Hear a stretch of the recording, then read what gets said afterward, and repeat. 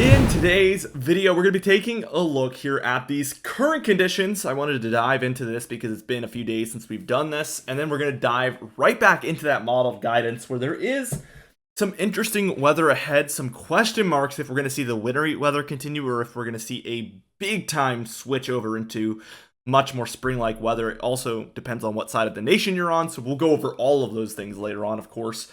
Now let's just get straight into things though, and we can see really this is a good day to go over the current conditions because we have storminess there in the west, the north central, and then kind of the southeast here. So we have probably 50% of the nation here dealing with some sort of storminess. What we'll do is we'll actually just split these just how I mentioned them, like kind of all three sections here. So we'll talk about this western section first like we always do. We can see a stronger low just offshore of the San Francisco Bay, as you can see. San Francisco Bay being right there, low being right there, probably 50 miles offshore or so. And we can see a lot of storminess all the way down through kind of as far southward as Mexico there, and as far northward as southern Oregon there. We're seeing storminess spread in from this particular low pressure center. We also have some pretty broad low pressure in this area for Nevada and northern Utah as well, and this is leading towards plenty of snowfall here across these areas, kind of your Rockies section here.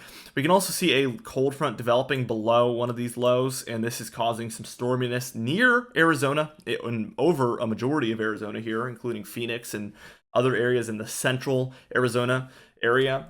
We can also note here as I zoom in a little further that we see LA is dealing with some precipitation. I've always made an effort to point this out since it seems to be such a rare occurrence whenever they have that storminess going on.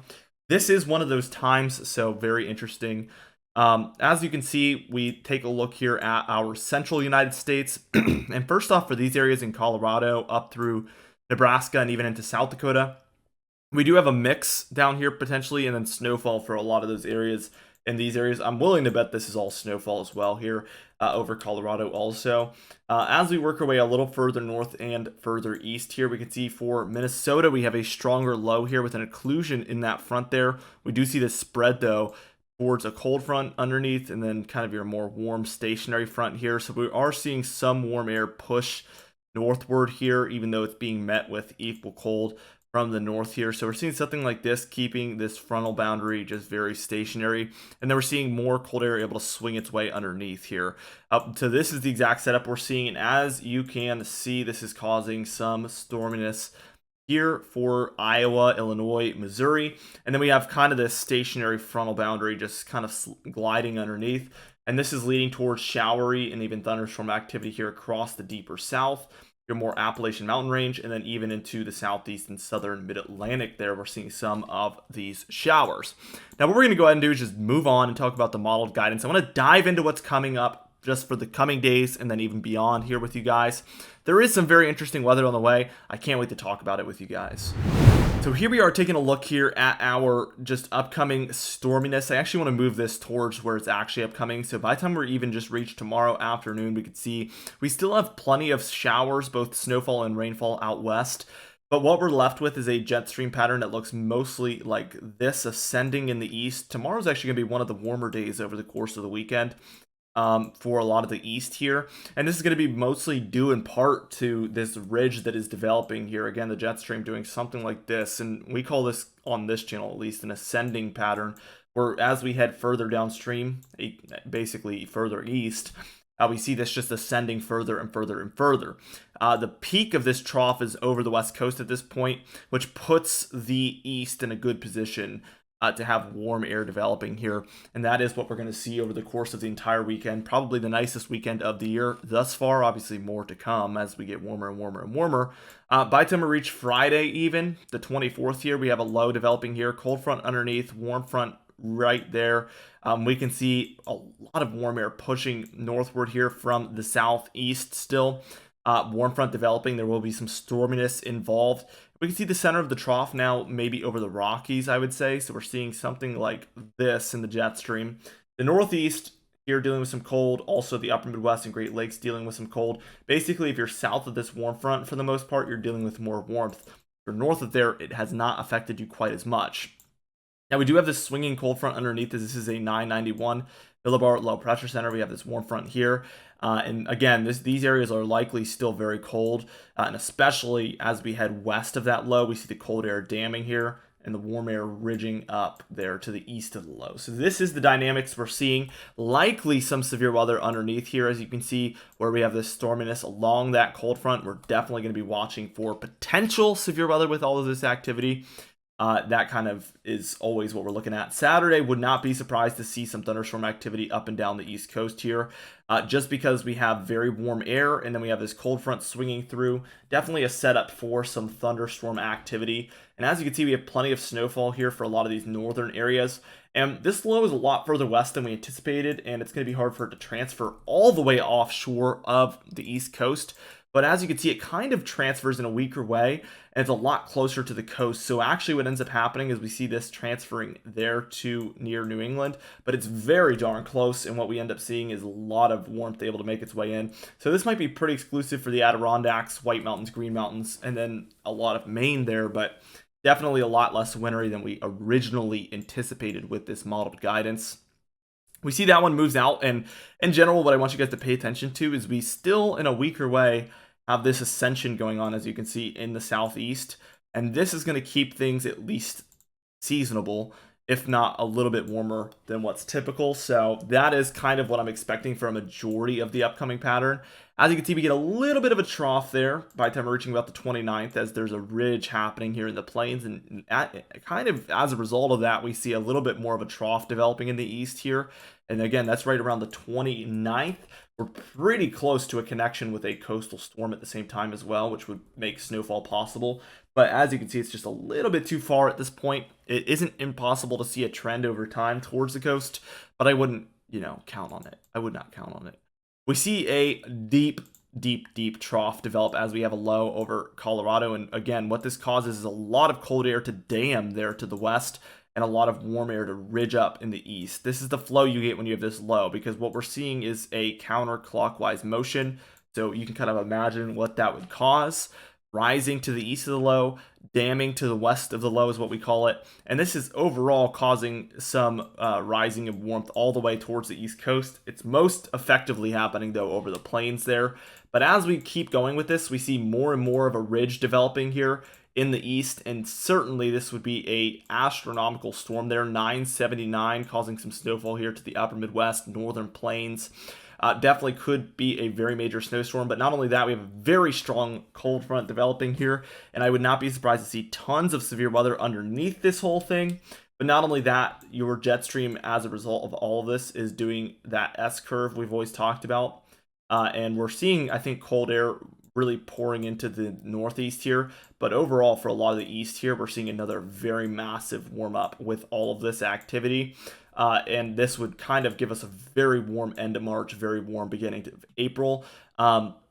Mostly this entire model run, if I was to draw an average of what the jet stream's doing, it'd be something like this. We're seeing mostly troughing in the west, mostly ridging in the east for a majority of the model run, and that tells me that we can expect warmer than normal conditions in the east, colder than normal, and more snow in the west. Now, the total precipitation here, as we just move on here with this, we see plenty of that activity for the Rockies, the west coast in general, but not just that. We have tons of larger storm systems moving through, especially the further north you go, with swinging cold fronts underneath, bringing a lot of storms to the south here. Those are, in general, not featuring that much Arctic air behind them, so they are likely to have plenty of precipitation as we have that warm, more moist air in place, but they're not going to be violent as in the temperature changing. At least it doesn't appear at this point. But this would cause above average precipitation overall to a majority of the eastern third or even half of the nation here. Now, total snowfall. As you can see, there is some areas here in the upper Midwest and Great Lakes, again, where we have that very strong low developing. We actually get the stronger one later on that causes equal amounts of snow to the northwest of that low. So we get these lows moving through just like that at different times in the model run. This one being storm number 1 here, and this one up here being storm number 2 very late in the model run. And we actually get a little bit of a coastal storm with storm number 1 as it transfers here not quite like that, and then moves up the coast. So we get like 3 little pockets of these heavier snowfall amounts, as you can see in the east. And this is pretty typical of this time of year. You have to get the correct conditions at the right time, and it's going to be pretty exclusive, as you can see, for smaller regions here in 3 separate cases there. Out west, though, we have just widespread snowfall throughout the Rockies, Cascades, Sierra Nevadas, and that's mostly due to the fact that we're going to have that jet stream doing basically this for a majority of the model run. Obviously, Arctic air able to be in these areas a majority of the time. Also, these areas here seeing Arctic air at times. But anywhere in the southeast, south central, even southern Ohio Valley, not a thing to talk about as far as snowfall there.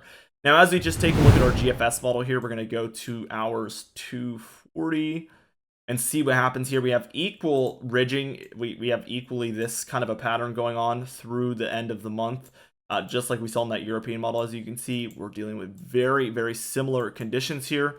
And then I want to see what happens after this point, though, because it looks like we still keep getting these ridges, storms moving across the central United States here, cold front, warm front dynamic going on. And really, we have these strong pushes of warm air still happening with the jet stream doing very violent ups and downs. We have a ridge here in the west, a kind of trough there around the Rockies, and then another ridge happening here in the east. Not an unheard of pattern, very horseshoe-like with that trough over the middle. And we can see that we get a pretty violent storm here around April 5th with that cold air damming, snowfall happening there for the upper Midwest, Ohio Valley, Great Lakes, depending on where you're at. Very warm air surging up the east with a cold front swinging through. Potentially, again, thunderstorm activity, severe weather underneath. And then we're left with a little bit more cold air, but look at that. It's already lifting off here, so it's already kind of getting fought back out by the warmth.